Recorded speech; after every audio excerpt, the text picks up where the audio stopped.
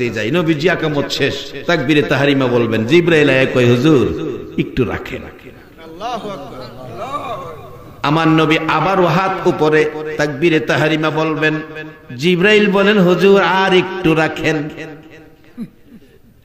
কিছুক্ষণ পর আবারও হাত, জিবরাইল বলেন হুজুর নামাজ চালু করেন। নামাজ শেষ, সালাম ফিরাইছে, সালামের জবাব দেয় জিবরাইল। জিবরাইল কি ব্যাপার? হুজুর আপনার আলী কোন কাতারের মুসল্লি? প্রথম কাতারের মুসল্লি। দেখুন আলী কোথায়? পিছনের কাতারে। আলী কি ব্যাপার আজকে পিছনে? ইয়া রাসূলুল্লাহ মাফ করে দিয়েন, ক্ষমা করে দিয়েন নবী গো, মুরব্বি সাদা দাড়ি ইহুদি সামনে পড়েছে, তার আগে আসি নাই, তার মনে নি ব্যথা যায়, কষ্ট যায়, পিছে পিছে আসছি, আগে আসলে ব্যথা যাবে, পিছে পিছে থাকলে জামাত হারাবে। হুজুর আমি ওই মুরব্বির মনে কষ্ট না দিয়া পিছে পিছে আসতে যাইয়া জামাতের পিছনের কাতারে উপস্থিত হয়েছি। আমার নবী বলেন আলী রে, তোমার এই ব্যবহার আমার আল্লাহ খুশি হইয়া মসজিদে নববীর জামাত তোমার জন্য আটকায়া রাইখা দিছে। ও মুসলমান, এগুলি হবে মুসলমানদের কাজ। তোমাদের এই আচরণ দেখে বিধর্মী কাছে পিছে থাকলে তারা যেন বলে হায় রে মুসলমানের ব্যবহার কত সুন্দর, তাহলে তোমার মুসলিম জীবন সার্থক। নামাজ পড়েও কি আরেকবার গাতের পানি চাইরা দিবা? এ মুসলমান আল্লাহর দরকার নাই। আল্লাহ কোরআনে বলছে পুরাপুরি ভাবে, ওয়ালা তামুতুন্না ইল্লা ওয়া আনতুম মুসলিমুন। মুসলমান না হইয়া মইরো না, কবর আয়ো না মুসলমান না হইয়া। কারণ মুসলমান না হইয়া কবরে গেলে জানো বিপদ হইব।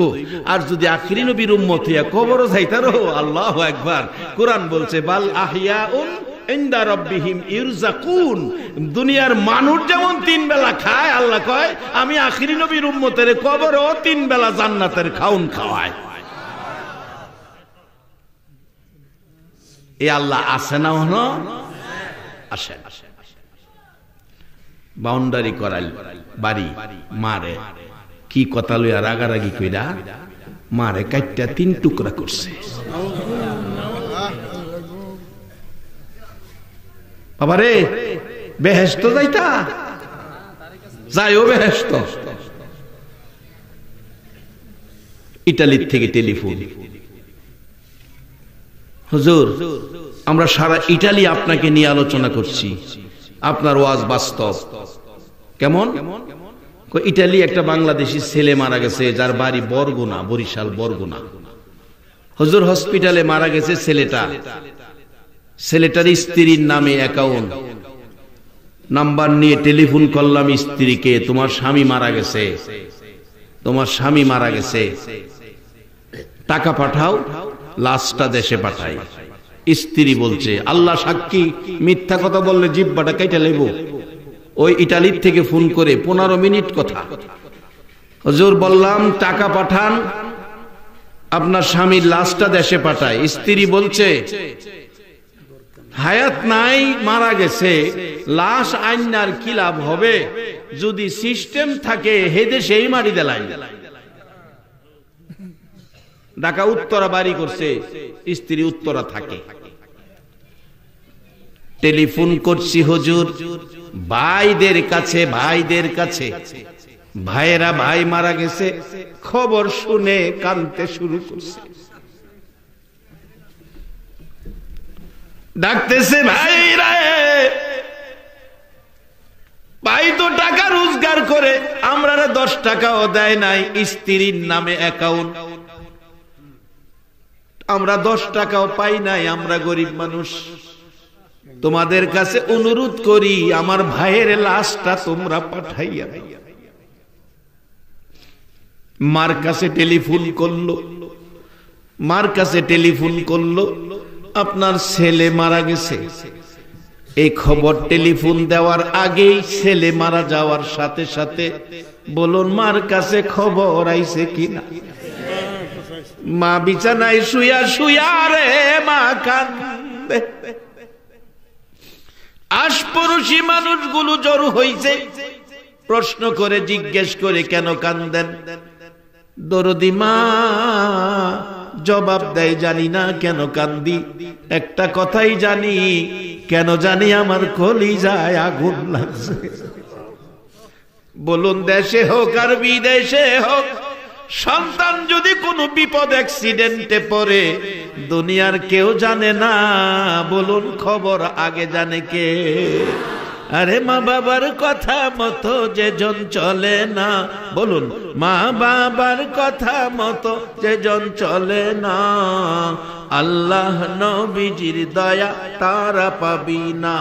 আইরে আল্লাহ নবীজির। মা বাবাকে দুঃখ দিলে নামাজ রোজা যাই বিফলে, মা বাবাকে দুঃখ দিলে নামাজ রোজা যাই বিফলে, মার কলিজায় আঘাত দিলে খোদা সহে না, মার কলিজায় আঘাত দিলে খোদা সহে না, আল্লাহ নবীজির দয়া তারা পাবি না। আইরে আল্লাহ নবীজির দয়া।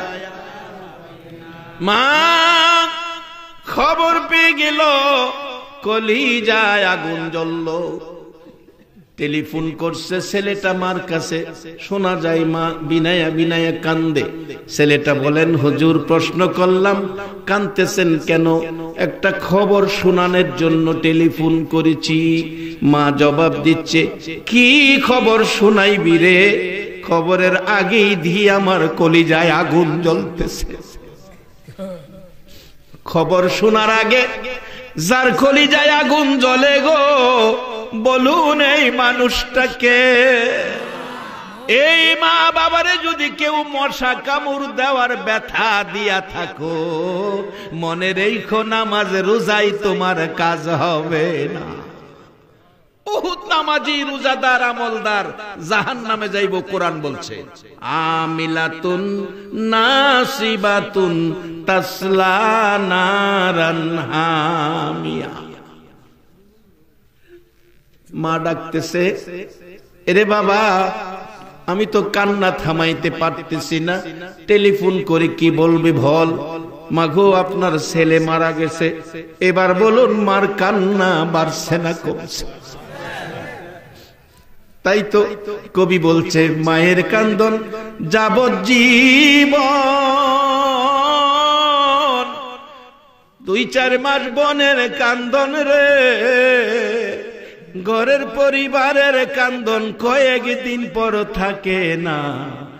দুঃখের দরদি আমার জনম দুঃখী মা, দুঃখের দরদি আমার জনম দুঃখী মা। ওই ছেলেটা বলছে হুজুর মা কথা বলতে পারে না, এই খবর শুনে কান্নার জন্য ডাকতেছে। বাবা আমার ছেলের লাশটা তোমরা আমি মার কুলে ফিরাইয়া দাও। যেইভাবে ছোট কালে প্রস্রাব পায়খানা করছে, নাকে দুর্গন্ধ লাগে নাই, আমি মা আমার ছেলের মৃত লাশটা পৌঁছাইয়া দাও। আমি এই দুর্গন্ধযুক্ত লাশটা আমি মা কুলে লইয়া কলিজা ঠান্ডা করব। অনুরোধ করি, আমি মার কাছে পয়সা নাই, তোমাদের কাছে ভিক্ষা চাই, ভিক্ষা চাই। আমার ছেলের মৃত দেহ লাশটা আমি মার কাছে ফিরাইয়া দাও। হুজুর মায়ের কান্না শুনে আমাদের সহ্য হয় নাই। আমরা বাংলাদেশিরা সকলে মিলে মসজিদ আছে, মসজিদ থেকে কালেকশন করে লাশটা বাড়িতে পাঠাইছে। আজকে 22 তারিখ, আজকে সেই লাশটা বাংলাদেশে আসার কথা। বলছে 22 তারিখে হুজুর লাশটা বাংলাদেশে যাবে, আজকে সেই লাশ বাংলাদেশে আসবে। বাজান স্ত্রী কয় সুযোগ থাকলে সিস্টেম থাকলে এই দেশে মারি দেলান, আর ভাইয়েরা কান্দে টাকা নাই কি দিয়ে আনবো। মা বলছে ভিক্ষা চাই, আমার ছেলের লাশটা ফিরাইয়া দাও। এই মারে যদি 3 টুকরা করা হয়, বলুন এই জাতীয় উম্মতের সুপারিশ আমার নবী করবে কিনা?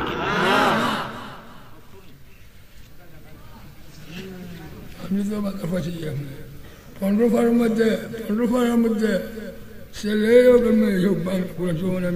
বাজান ও শব্দ মা বাবার সাথে করতে জি এটারই তো বুঝাইলাম এটা মশা কামড় দেওয়ার ব্যথাও যদি মা বাবারে দেয় এটাই কোরআনে বলছে উফিউ ওয়ালা তানহারহুম এই দিকে গেলাম আমি যেটার মধ্যে আসি এটার মধ্যে থেকে আলোচনা বাজান আল্লাহ কইছে রুকু সিজদার মাধ্যমে রবের ইবাদতের পরে ভালো কাজ করেন অন ভালো কাজটা এমনই করছে মারে কাইটটা 3 টুকরা করছে ছোট ছেলেটা ঢাকায় থাকতো সুসন্তান হইলে মার জন্য মা যেমন সন্তানের জন্য কলিজা জ্বলে সুসন্তান হইলে মা বাবার জন্য হেরো কলিজা জ্বলে ডাকাত থেকে মনে অশান্তি কি হলো কি হলো কি হলো বিকাল বেলা বাড়িতে আইছে বাজান 10টা মাস পেটে লইয়া কি কষ্ট যে মা করছে কোরআন শরীফ আইছে এই মা যদি দুনিয়াত থাকে আল্লাহ হায়াত দেখ সেজন্য দোয়া হবে আর যদি মা বাবা দুনিয়ায় না থাকে আল্লাহ কবরে জান্নাতের শান্তি দেখ সেজন্য দোয়া হবে দোয়া পর্যন্ত থাকতে আপনারা রাজি আছেন না আল্লাহ কবুল করো সকলে বলুন আমিন বলতেছিলাম ছোট ছেলেটা কয় কি হলো কেন আমার অশান্তি বিকাল বেলা বাড়িতে আইছে বাড়িতে আইসা ডাকতেছে মা কই মা রে দেখি না তার ভাইয়ের বউ কইতাছে তোমার মা মনে হয় তোমার বোনের বাদ গেছে কিন্তু এরা লাস্টটা 3 টুকরার বড় অংশটা গোসলখানার বাথরুমের ভিতরে থুইয়া তালা মাইরা থুয়ে রাখছে ছোট একটা অংশ 2 ঘরের ফাঁকো ফালায় রাখছে নারী বুড়িটি উড়ানের মধ্যে গর্ত কইরা মাটির নিচে গাইরা লাইছে একজন মহিলা দেখছে মাটি গর্ত করতেছে বাউন্ডারি করাল বাড়ি তো দূরতে জিজ্ঞেসে কি করো লাউ গাছ লাগাই তে তোমার বাড়ি তুমি লাউ গাছ লাগাইলে আমার তো কিছু কোয়ার নাই তবে একটা কথা আছে ফাপ বলে বাপেরও ছাড়ে না বাজার হ্যাঁ এটা গেলে মনে রাখেন যুবক ছেলে হ্যাঁ বিয়া শাদী করছে না এক মা কই তোমার মা মানে তোমার বোনের বাড়ি দিয়েছে পার্শ্ববর্তী গ্রামে বোন বিয়া দিছে আমি মারে দেখি না কেন জানি আমার খারাপ লাগতেছে মারে দেখতাম তাই আমি গোসলটা কইরা খায়া মারে গিয়ে লই আই গোসল করতেও গেছে গোসলখানার কাছে গিয়ে দেখে বড় তালা জিগাইলো গোসলখানার তালা মারা কি লিগা কয় এটা সমস্যা এটা খুলুন যাইতো না পাশে পুকুর আছে পুকুরতে গোসল কইরাই পড়ে যুবক দরজায় দাঁড়ায়া কান্দে চাবি দাও গো কেন জানি আমার কলিজায় আগুন লাগছে চাবি দাও চাবি দাও চাবি পাই না চাবি হারাইয়া গেছে যুবক ডাকতেছে চাবি দিবা না কি হলো গো কেন জানি দরজার কাছে আসার পর আমার কলিজায় আগুন জ্বলতেছে এর মধ্যে কি আছে আমার দেখতে হবে চাবি দাও না হয় আমি তালা ভাঙবো হাতুড়ি আনতে গেছে তালা ভাঙার জন্য এদিকে ভাই ভাইয়ের বউ পালাইয়া গেছে তালা ভাঙ্গা তালা হাতুড়ি দিয়া ভাঙ্গা দরজাটা খুইলা দেখে রে যে মা রাত্র 2টা বাজে সন্তানের জন্য রাস্তায় দাঁড়াইয়া থাকতো যে মা 10টা মাস পেটে লইয়া প্রসব ব্যথায় গলা কাটা মুরগির মতো লাফাইছে চোখের পানিতে মার জামা কাপড় বিচ্ছে সন্তান কুলে লইয়া গো সব ব্যথা বুইলা গেছে এই মায়ের বেশ অর্ধেকটা লাশ গোসলখানার ভিতরে পইরা রইছে একটা চিৎকার মারছে ছেলেটা পাড়া প্রতিবেশীরা রে দেখা যা আমার গর্ভধারিণী মার অবস্থা আত্মীয় স্বজন আসলো থানার থেকে পুলিশ আসলো 3 টুকরা উদ্ধার করে তারা থানায় নিয়ে গেল বড় ভাইটাকে ধরলো বউ পালিয়ে গেল কিছুদিন পর ইচ্ছা করে বউ ধরা দিল দুইজনকে পুলিশ রশি লাগাইয়া জেলখানায় নিল। বলুন দুনিয়ার জেলখানার রশি লাগছে, জাহান্নামের জেলখানার রশি লাগবে কিনা? পৃথিবীর এমন কোন আমল নাই, সকল আমল যদি আপনার আমলে থাকে, মা বাবার সাথে যদি এই ব্যবহার করে থাকেন, তাহলে জাহান্নামের রশি আপনার হাতে লাগবে।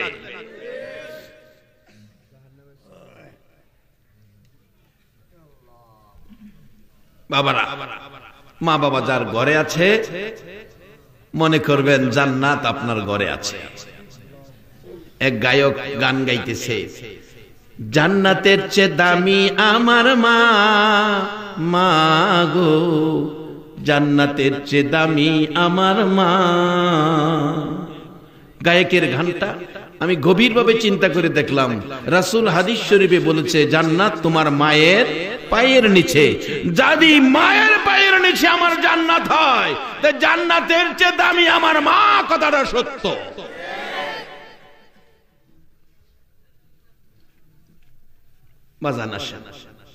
আল্লাহ বলছে জান্নাত দিব আমরা। জান্নাত আল্লাহর দরকার নাই তো আমরা দিব। জান্নাত নিবেন আপনারা, এখন নেওয়ার পথে আইছি। কিন্তু রুকু সেজদার মাধ্যমে ইমানদার যারা রুকু সেজদার মাধ্যমে ইবাদতের পরে এরপরে অফ আলুল খয়রা, ভালো কাজ করেন। ভালো কাজ যদি কমও করেন, খারাপ করেন না, খারাপ করেন না।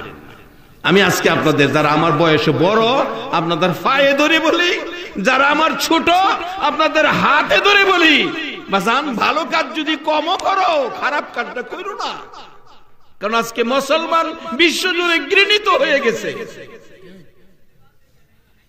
অথচ মুসলমান সকল শ্রেষ্ঠত্ব মুসলমানের। আখিরি নবীর উম্মতের শ্রেষ্ঠত্বের ঘোষণা আল্লাহ দিয়েছে, কুনতুম খায়রা উম্মাতিন উখরিজাত লিন-নাস। একবার বলুন আল্লাহু আকবার।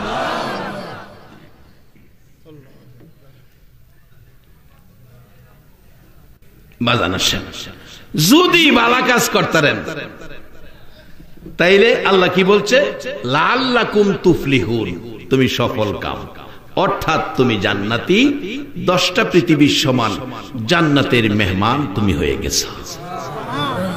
ভালো কাজ যেই করবেন, গরিব ধনীর প্রশ্ন না, অফিসার শ্রমিকের প্রশ্ন না বাজান। আসুন দেখি ইমাম গাজ্জালী সাহেব রহমাতুল্লাহ আলাইহির জীবনীর মধ্যে আমার নবী স্বপ্ন যুগে ইমাম গাজ্জালী সাহেবকে বলতেছেন, স্বপ্ন যুগে নবীকে স্বপ্নে দেখলে 100% নবীকেই দেখছেন, নবীর সূরত ধরার ক্ষমতা শয়তানের নাই। নবী স্বপ্ন যুগে বলছে, ও গাজ্জালী, তোমার পার্শ্ববর্তী মহল্লার একটা লোক মারা গেছে। নবী বলতেছেন, লোকটা জান্নাতি, আপনাদের কাছে জানতে চাই, নবী যারে জান্নাতি কয়, আল্লাহ জীবনে তারে দুজুকি কইব কিনা? নবী যা কয় আমার আল্লাহর কাছে তাই পছন্দ হয়। যার বাস্তব ঘটনা কোন দলের আলেম অস্বীকার করার ক্ষমতা নাই। একজন সাহাবী যার নাম আব্দুর রহমান, উনি একটা বিড়ালের বাচ্চা পালতেন। বিড়ালের বাচ্চা আদর করে অনেক সময় কুলে রাখতেন। বিড়ালের শরীর বড় আরাম, ধরতে আরাম লাগে। বাচ্চা কুলে নবীর সামনে চলে গেছে। নবী দেখা কয়, ইয়া আবি হুরাইরা, ও বিলার বাপ। আচ্ছা, একটা সত্য কথা কইবেন, মানুষ কি বিলার বাপ হওয়া সম্ভব? নবী তো কইলেছে। আমার আল্লাহ কয়, নবী গো কি কইলেন? আব্দুর রহমান রে বিলার বাপ কইছেন, আজ থেকে তো আমিও আব্দুর রহমান কইতাম না, আমিও বিলার বাপ হই গো। সবচেয়ে বেশি হাদিস যিনি রিওয়ায়াত করেছেন, প্রত্যেকটা হাদিসের পিছনে আব্দুর রহমান লেখা নাই, শুধু লেখা আবি হুরাইরা, বিলার বাপ। এই নবী যদি কয় আব্দুর রহমান বেহেশতি, আল্লাহ কি তারে দুজুকি কইব? ইমাম গাজ্জালী সাহেব বলেন, নবী আমারে দায়িত্ব দিছে, কাফন দাফন করতাম। সকালে গেলাম, আব্দুর রহমান নামের বাড়িটা কোনটা? এটা মারা গেছে লোকটা, হা এ রাত্রে, হা গিয়া দেখে আত্মীয় স্বজন আইছে, কাফন দাফন করব।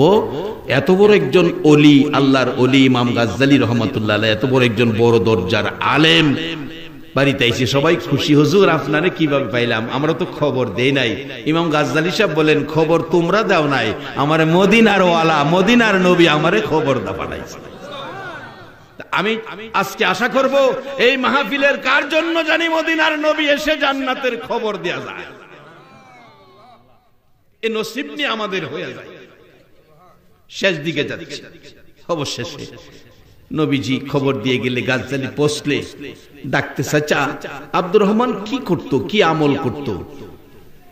একজন বলছে, হুজুর আব্দুর রহমান হাফেজও না, আলেমও না, একজন সাধারণ শ্রমিক, একজন কাঠ মিস্ত্রি, কাঠের কাজ করত, কিতাবে লিখছে কাঠের কাজ। আমল কি করত? আমল সম্পর্কে তো আমরা বলতে পারি না, সাধারণ। তাহলে তার স্ত্রীর সাথে কথা বলি, পর্দা করে দাও। পর্দা করে দিল, পর্দার ভিতরে স্ত্রী, বাহিরে ইমাম গাজ্জালী।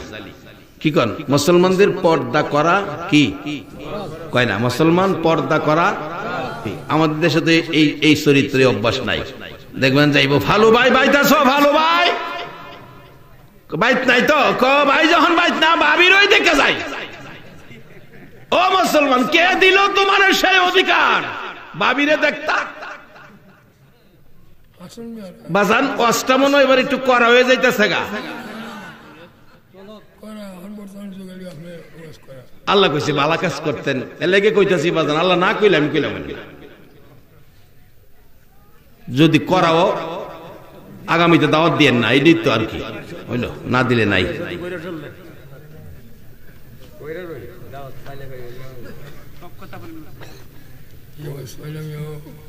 গাজ্জালী সাহেব রহমাতুল্লাহ আলাইহি কত বড় দরজার আলেম, ডাকতেছে মা। মহিলাটা কাঁদতেছে, মাগো তোমার স্বামী কি আমল করতো বলো তো, যার বিনিময়ে রাসূল এসে জান্নাতের খবর দিয়া গেল। মহিলাটা কান্দে আর ডাকে, হুজুর আমার স্বামী একজন কাঠ মিস্ত্রি ছিল, আলেম ছিল না, হাফেজ ছিল না। একজন হাফেজ আলেমের দাম অনেক বেশি, একজন হাফেজ একজন আলেমের দাম অনেক বেশি। একটা আলেম যদি অপরাধ করে হাসরের দিন আমার আল্লাহ বিচার করবে, ঠিক সাধারণ মানুষের সামনে বিচার করবে না, কারণ তারা নাইবে নবী নূরের পর্দা টানায়া বিচার করব। পর্দার ভিতরে মানুষের দেখাইতে না।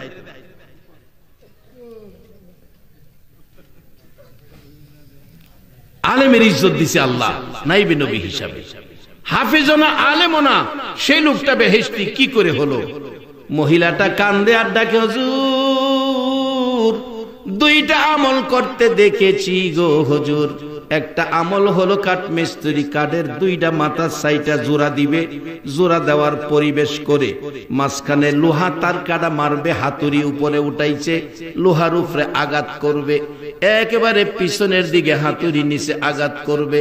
হুজুর এই সময় যদি মসজিদের মিনারায় আল্লাহু আকবার আজানের ধ্বনি তার কানে আসে গো, পিছনের হাতুড়ি আর সামনে আনে না, পিছনের হাতুড়ি পিছনে ছাইরা দিয়া দৌড়াইয়া মসজিদের মেহমান হইয়া যা। একটা আমল হুজুর দেখছি, আর একটা আমল আছে হুজুর। কি আমল? আপনার সামনে একটা কাঠের থাক দেখা যায়, বাবা একটা থাক আসেনি? আছে। একখান কোরআন শরীফ আসেনি? দেখেন আছে। হুজুর আমার স্বামী কোরআন পড়াও জানে না। বাবা কারারে আজকে সে কোরআনের মাজলিসে বসে আছো, কোরআনে হাফেজের মাথায় পাগড়ি, সেই অনুষ্ঠানে ঘন্টার পর ঘন্টা সময় দিয়েছো, কোরআন কি করে দেখো। ডাকতেছে, হুজুর আমার স্বামী কোরআন পড়াও জানে না, এশারের নামাজ পড়ে ঘরে আসে, অন্য মানুষ খাইতে বসে বিছানায় শুয়ে ঘুমাইতে যায়। হুজুর আমার স্বামী আল্লাহর কসম গো বিছানায় শুই না, খাইতে বসে না, টান দিয়া কোরআন শরীফ বুকে লাগাইয়া পাগলের মতো কান্দে। মাবুদ কি মানুষ বানাইলা রে, তোমার কোরআন পড়তে পারি না।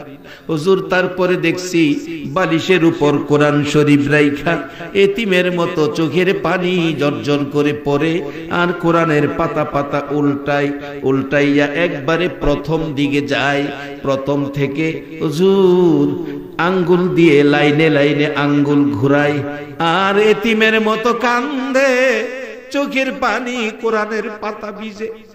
কোরআনের লাইনে লাইনে আঙ্গুল ঘুরাই, পড়া জানে না, আঙ্গুল ঘুরায় আর কান্দে। এই পারে এইভাবে 2, 3, 4 পারা কোরআনের লাইনে লাইনে আঙ্গুল না ঘুরাইয়া আমার স্বামী কোনোদিন ঘুমাই না। এই 2টা আমল আমার স্বামীকে করতে দেখেছি। ইমাম গাজ্জালী সাহেব রহমাতুল্লাহ আলাইহি বলেন, আমি টান দিয়া কোরআন শরীফ নামাইয়া খুইলা দেখি পৃথিবীর মানুষেরা রে, কোরআনের পাগল রে, এই লাইনে লাইনে চোখের পানি এখনো দেখা যায়। রে বাবারা ভাইরা, সেই কোরআনের প্রতিষ্ঠান আপনাদের এলাকায়, কোরআনের পক্ষে থাকুন। আযান দিলে মসজিদে যান। আমার নবী কোন দিন জানি আপনার ঘরে এসে জান্নাতের খবর শুনাইয়া যায়। জীবনে ভালো কাজ করেন, খারাপ কাজটা করেন না। মুসলমানের জন্য খারাপ কাজ করা মোটেও উচিত না। যারা আজকের আলোচনার পর অন্যায় থেকে নিজেকে ফিরাই আনবেন, আল্লাহ বলছে ওয়া আম্মা মান খাফা মাকামা রাব্বিহি ওয়া নাহান নাফসা আনিল হাওয়া ফা ইন্নাল জান্নাতা হিয়াল মাওয়া। যারা নিজেকে অন্যায় থেকে বাঁচায়া ভালো কাজে যায়, আল্লাহ তাকে জান্নাতুল মাওয়া পুরস্কার দেয়। আজকের এই মাহফিলের সকলকে যেন আল্লাহ জান্নাতুল মাওয়া পুরস্কার দেয়, সে আশা ব্যক্ত করে আমি আমার আলোচনা এখানেই শেষ করে দিলাম।